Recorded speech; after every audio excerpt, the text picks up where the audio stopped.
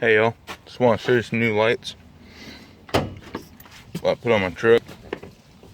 Fall's coming, so thought it'd be good to put on some lights just to kind of help with visibility. I'll show you the wiring. So I did a light bar, the brush guard from end to end, 36, so I did a 32 inch. This thing's super bright. Got triple row LEDs. You can tell that the outside ones are more like a widespread, and then the middle ones are kind of like more like a pencil beam. It really comments the ones down below, and those came with the truck when I got it. And I just put that one on, so it goes really good with those.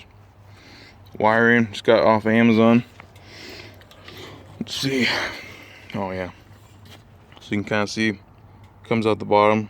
Use some of this plastic stuff, go right through the mesh, right into the grill. It's pretty compact, it's really protected. Comes right inside. Those are the connections. Came with a ton of cord, and I just kind of wrapped it up and shoved it down here. It's enough cord to like go to your roof or something if you want that. And it just runs along the side. Comes over to the battery. Inline fuse.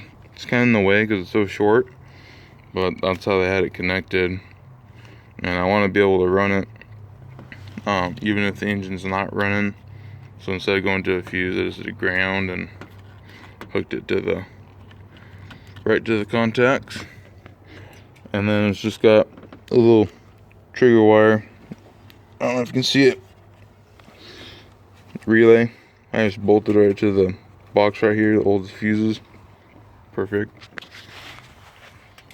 Runs into, I don't know if you can see that way down there. I have so many wires coming out of there for the gauges, and there's the upfitter switch wires. Let me show you inside. Pretty much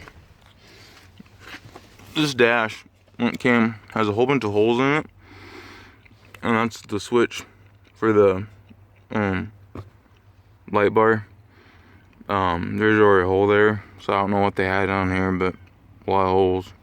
But I chose that one. It's still kind of in the way. I don't like it under the dash because you could like bump it with your knee and break it off. So I'll probably eventually put it up by these ones. This one here is for those lower LED lights, strobes, and those are all lit. Just on the very tip. This one's lit on the bottom. I got a video on that of how to rewire that, because that's not the one that came with the wiring harness. And I'll put that link in here. I don't know if you can see it without me taking the whole panel off. There's the connections back there. But yeah, that other video shows you how to do it. So there's that. And then that one for the strobe, I just tucked those in on this right here. Those are like 6 inches long. Just bolted on, ran the cord through the mesh in the back. Super bright. One on that side and one on that side. And the wire for that just runs through right here, and just kind of ran it right by the radiator, kind of out of the way, and then just run it back in with all these wires right there. Only other lights I got is in the back. It gets pretty dark when you're backing up, so put these little lights back here. They're not real bright, and I don't have them wired in yet, so I don't know if I'll take them on or leave them on or take them off.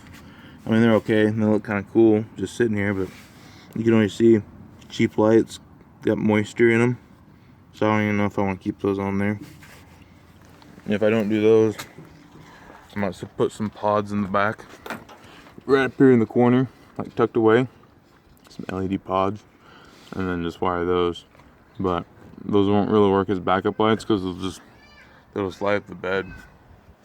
But yeah, I thought it'd be a good thing before like the really rain rainy season and snowy season comes.